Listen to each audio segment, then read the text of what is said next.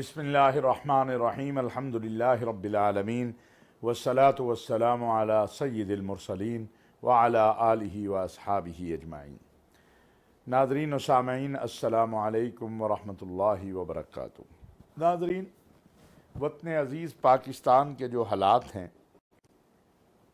ये तकाज़ा करते हैं कि सब्र, तहम्मुल, रवादारी का मुज़ाहरा किया जाए, गुस्से से ज़्यादा अक़ल से ली जाए। पाकिस्तान की 75 साला तारीख़ अगर हम देखते हैं और आज हम जब पाकिस्तान का 75वां यौम पाकिस्तान मनाने जा रहे हैं तो हमसे तारीख़, वक्त, हालात, हमारी आने वाली नस्लें, हमारी मौजूदा नस्ल एक सवाल करती हैं और वो है कि हमने क्या खोया, क्या पाया। इन 75 सालों में हमने बहुत तरक्की की है।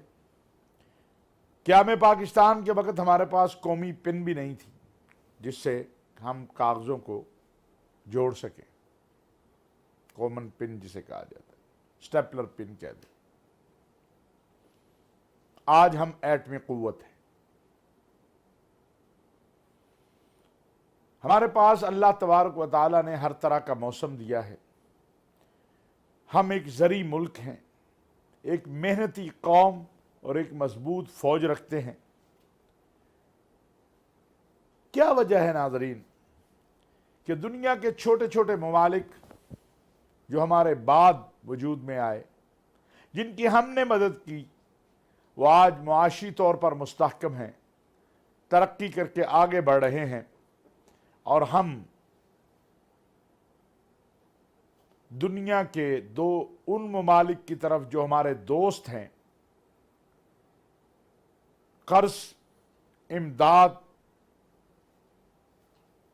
के लिए देख रहे हैं। अल्हम्दुलिल्लाह पाकिस्तान में कोई कमी नहीं है किसी भी तरह से। अगर स्विट्ज़रलैंड और पाकिस्तान के शुमाली इलाकाजात का मुवाजना करें तो दुनिया के सयाह ये बात कहते हैं कि पाकिस्तान के ये इलाके स्विट्ज़रलैंड के इलाकों से ज़्यादा खूबसूरत हैं। मजहबी टूरिज़म की बात करें तो बुद्धा सिख बरादरी, उनके लिए जो कुछ इस पाकिस्तान में है दुनिया में कहीं और नहीं है। ज़राअत की बात करें तो हम एक ज़री मुल्क हैं। क्या हुआ कि इन सब कुछ के बावजूद, एटमी क़ुव्वत बन जाने के बावजूद आज हमारे हालात बेहतर नहीं हैं। क्या कभी हमने इस पर गौर किया? क्या हमने कभी सोचा कि क्या वजह है? अगर नहीं सोचा तो अब सोचने की जरूरत है। क्यों? इसलिए कि पहले हम किसी भी दोस्त मुल्क से बात करते थे, बगैर बात किए भी अगर दोस्तों को हवा लगती थी कि पाकिस्तान मुश्किल में है, वो हमारी मदद के लिए आ जाते थे। आज सूरत हाल बिल्कुल मुख्तलिफ है। आज हमें इशारों किनारों में नहीं, बाज़ाब्ता दरख्वास्त करनी पड़ती है छोटी छोटी अमाउंट्स के लिए। पाकिस्तान में माशाअल्लाह बड़े बड़े सरमायादार, ताजर, बिजनेसमैन हैं, लेकिन हमने ये तो देखा है कि शब रोज उनकी जाती माली वर्थ में इजाफा हुआ, लेकिन मुल्क के लिए वो कुछ करने को तैयार नहीं होते। पहले आप हुकूमतों का, इदारों का एतमाद, इसी में बात गोल हो जाती है। सिर्फ चंद पाकिस्तान के बड़े सरमायादार जो हैं, अगर वो अपनी कमाई का 5% मुल्क के लिए वक्फ कर दें تو کبھی پاکستان دیوالیہ نہیں ہو سکتا۔ جس بحران میں پاکستان اس وقت ہے، اس سے نکلنے کا راستہ کیا ہے؟ اس سے نکلنے کا ایک ہی راستہ ہے، اور وہ ہے خود احتسابی۔ یہ پاکستان لا الہ الا اللہ محمد الرسول اللہ کی بنیاد پر قائم ہوا تھا۔ اس کی بنیادوں میں لا الہ الا اللہ محمد الرسول اللہ کے نام پر بہنے والا خون ہے۔ کیا ہم نے جس رب نے ہم پہ اتنی بڑی نعمت کی، ہمیں آزادی دی، اس کا شکریہ ادا کیا؟ ہم نے اس ملک کو وہ نظام دیا جس کا وعدہ قائد اعظم محمد علی جناح نے کیا تھا، جس کا خواب علامہ اقبال نے دیکھا تھا، جس کے لیے لاکھوں پاکستانیوں کا خون بہا؟ مائیں اپنے بچوں سے بچھڑ گئیں، بچے اپنی ماؤں سے بچھڑ گئے، بھائی اپنی بہنوں سے بچھڑ گئے، باپ اپنے بیٹے سے بچھڑ گئے، اور مقصود کیا تھا؟ ایک آزاد خود مختار ریاست جس میں لا الہ الا اللہ محمد الرسول اللہ کا نظام ہو، جس میں انصاف دہلیز پہ ملے، خریدنا نہ پڑے، دھکے نہ کھانے پڑے، جس میں خلافت راشدہ کے نظام جیسا نظام ہو۔ کیا ہم یہ لا سکے؟ ہم 75 سالوں میں سودی نظام سے چھٹکارا نہیں پا سکے ہیں۔ ہم ایسا عادلانہ نظام قوم کو نہیں دے سکے کہ جس میں انصاف گھر کی دہلیز پہ ملے، انصاف کے لیے دھکے نہ کھانے پڑیں۔ احتساب، ہم یہ دیکھتے ہیں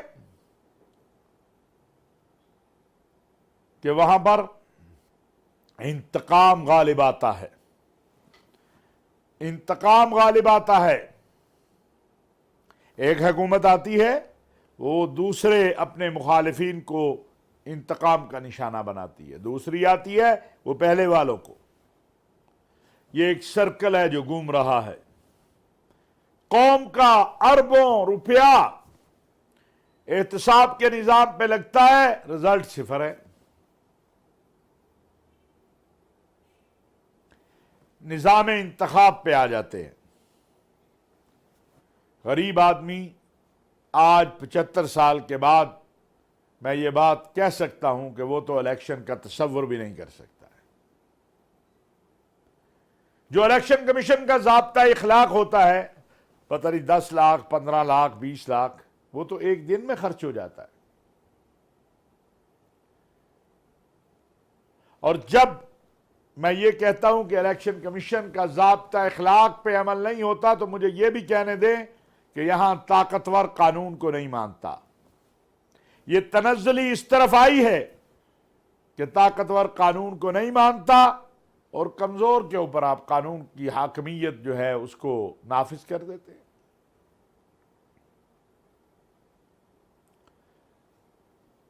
کہیں بھی دنیا میں چلے جائیں، ایک سپاہی کی اتنی طاقت ہوتی ہے کہ اس کے سامنے سربراہ مملکت آواز نہیں بلند کر سکتا۔ ہمارے ہاں یہ تنزلی شب و روز بڑی ہے، اور پہلے کہا جاتا تھا کہ سفارش سے کام چلتا ہے، پھر کہا گیا سفارش اور پیسے سے کام چلتا ہے، پھر پتہ چلا کہ اس سے بھی آگے کام چلا گیا ہے۔ ناظرین، یہ پاکستان ایک اللہ کا تحفہ ہے۔ اللہ نے قرآن کریم میں اسی طرح کی ایک بستی کا حال بیان کیا ہے۔ فرمایا ہے قریۃ آمنۃ مطمئنہ، ایک بڑے امن والی اطمینان والی بستی تھی۔ اس میں کوئی شک نہیں ہے، یہ پاکستان امن اور اطمینان والی بستی تھی۔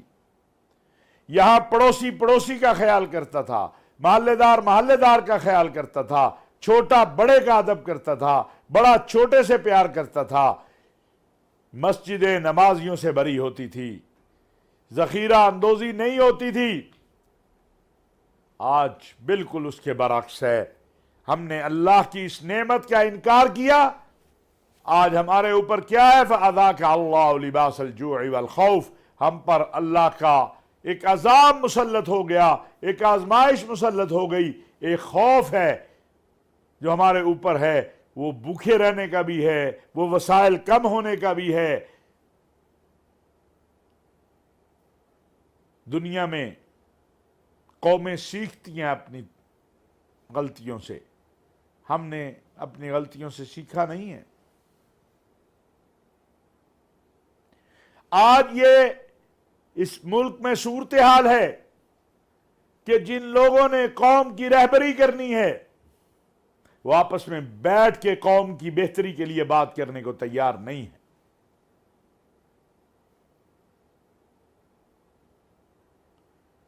وہ فوج جس نے اس ملک کو مستحکم بنایا ہے، قربانیاں دی ہیں، دہشت گردی اور انتہا پسندی کی جنگ میں جو کامیابی اللہ نے پاکستان کو دی یہ اوروں کے حصے میں نہیں آئی، آج اس قوم کو اور فوج کو تقسیم کرنے کی سازشیں ہو رہی ہیں، فوج کے اندر بغاوت کی باتیں کی جا رہی ہیں، ان کو درس دیا جا رہا ہے۔ کوئی گرفت کرنے والا نہیں ہے۔ ماضی میں ہم نے دیکھا کہ کسی نے ایک جملہ قوم کے سپہ سالار کے متعلق کہا، شام تک اس کو اپنا وہ جملہ واپس لینا پڑ گیا۔ آج آپ نے دیکھا پچھلے 6 ماہ میں کیا کچھ نہیں کہا گیا سپہ سالار قوم اور فوج کو۔ جرم کیا تھا؟ جرم یہ تھا کہ آپ کہہ رہے تھے کہ 75 سالوں میں فوج سیاسی امور میں مداخلت کرتی ہے۔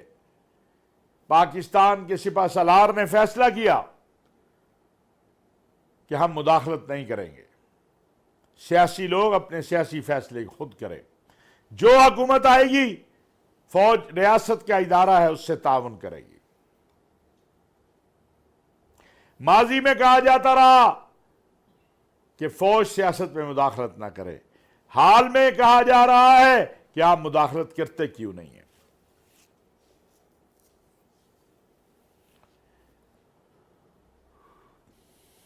اس فوج کے خلاف ابھی کل میں دیکھ رہا تھا ایک پلاننگ کے تحت ٹرینڈ بنائے جاتے ہیں جس میں انڈیا ملوث ہوتا ہے، جس میں اسرائیل ملوث ہوتا ہے، جس میں پاکستان دشمن قوتیں ملوث ہوتی ہیں۔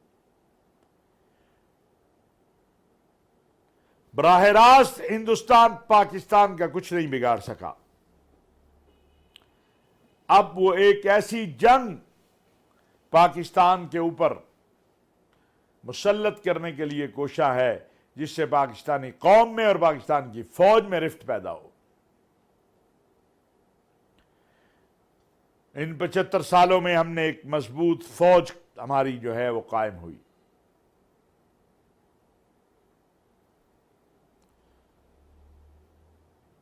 ناظرین، اساس اور بنیاد اس ملک کی سچ ہے،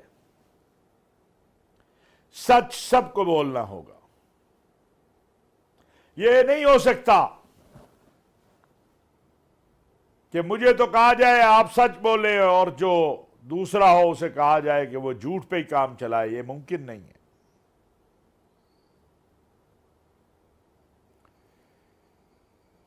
اس لیے سب سے پہلے اللہ کریم کی طرف رجوع کرنے کی ضرورت ہے کہ ہم اپنے رب سے معافی مانگ لیں، کہیں یا اللہ ہم سے غلطی ہو گئی، تو نے اپنے انعامات کی بارش کی لیکن ہم نے تیری ناشکری کی، تیرا نظام نافذ نہیں کیا، جو وعدہ کیا گیا تھا تیرے ساتھ، جس کے لیے ماؤں بہنوں بیٹیوں کا خون بہا، جوانوں کا خون بہا، 75 سال گزر گئے، پاکستان میں اسلامی نظام نہیں آیا۔ پاکستان کا دستور کہتا ہے کہ حاکمیت اعلیٰ اللہ کی ہے اور یہ منشور اور دستور قرآن و سنت کے تابع ہے، لیکن آج بھی پاکستان میں جو قوانین ہیں وہاں قرآن و سنت کے حوالے سے ایک سوالیہ نشان ہے۔ یہ تبدیلی کیسے آئے گی؟ یہ قول و فعل کا تضاد ختم کرنے سے آئے گی، خود احتسابی پیدا کرنے سے آئے گی، ایک دوسرے کو برداشت کرنے سے آئے گی، جو کہ اس وقت نظر نہیں آتا۔ اگر ہماری سیاسی قیادت اور سیاسی جماعتوں کا مقصود پاکستان کو مضبوط کرنا ہے تو پھر پاکستان بات چیت سے مضبوط ہوگا۔ ہم نہیں کہہ رہے کہ کسی نے کرپشن کی ہے تو اسے چھوڑ دیا جائے، ہم یہ ضرور کہہ رہے ہیں کہ ایک بار دیکھ لیا جائے کہ 20 سال سے جو مقدمات پڑے ہیں، الزام تراشیاں ہو رہی ہیں، ان کا رزلٹ کیوں نہیں نکلتا ہے؟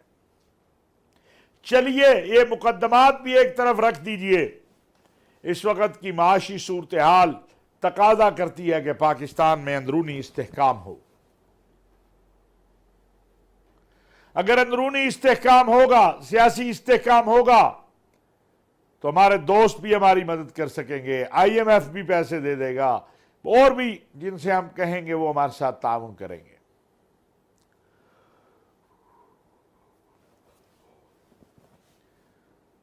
لیکن اگر داخلی استحکام نہ ہو، انتشار ہو، فتنہ بازی ہو،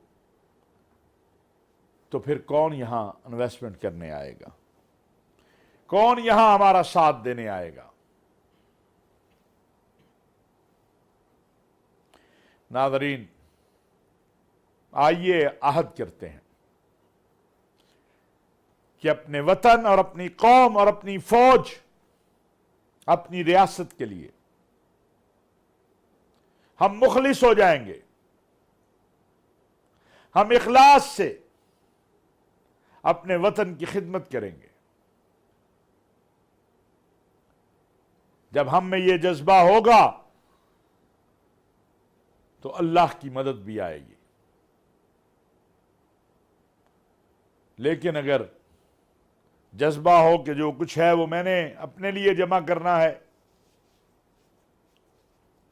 کرپشن کے کیسز دوسرے کے خلاف استعمال کرنے ہیں، تو اس سے نقصان کے علاوہ کچھ نہیں ہوگا۔ اس نقصان کو ختم کرنے کی ضرورت ہے۔ ناظرین، آج جب ہم 75واں یوم آزادی منانے جا رہے ہیں تو ہمیں یہ عزم بھی کرنا ہے کہ ہم نے پاکستان کو مضبوط اور مستحکم بنانا ہے۔ ہم نے جھوٹ، غیبت، اقربا پروری اس سے دور ہونا ہے۔ ہم نے ناجائز سفارش کو تسلیم نہیں کرنا ہے۔ ہم نے تعلق کو نہیں، قانون کو دیکھنا ہے۔ پھر دیکھیے پاکستان بہتر ہوتا ہے کہ نہیں ہوتا ہے۔ اور اگر میرا مقصود یہ ہے کہ جیسے بھی ہو مجھے کیا ہے، میں پاکستان کا مال و دولت لوٹ لوں، تو نتیجہ کیا ہوگا؟ نتیجہ نقصان کے علاوہ کچھ نہیں ہوگا۔ میں دعا گو ہوں کہ اللہ تبارک و تعالی پاکستان اور اہل پاکستان کو اپنے حفظ و امان میں رکھے، اس ہماری آزادی کو ترقی، خوشحالی سے مربوط کر دے۔ آخر میں ناظرین، کل جمعہ تھا، پورے ملک کے اندر افواج پاکستان کے شہداء اور غازیوں کے لیے دعائیں کی گئیں۔ فوج اور سپہ سالار قوم کے ساتھ اظہار یکجہتی کیا گیا۔ فوج کے خلاف جو غلیظ کیمپین شروع ہے اس کی مذمت کی گئی۔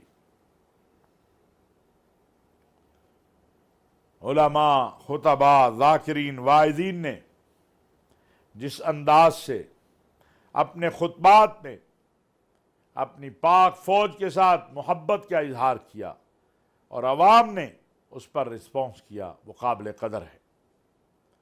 یہ فوج میرے اور آپ کی فوج ہے، یہ فوج اس وطن کی فوج ہے، یہ فوج، اس میں ہمارے اور آپ کے بچے ہیں۔ سازشیں کرنے والے یہی چاہتے ہیں کہ تصادم ہو، پاکستان لیبیا، شام، عراق کی طرح بن جائے، لیکن الحمدللہ کل بھی وہ ناکام ہوئے تھے، اب بھی وہ ناکام ہوں گے۔ وما علینا الا البلاغ۔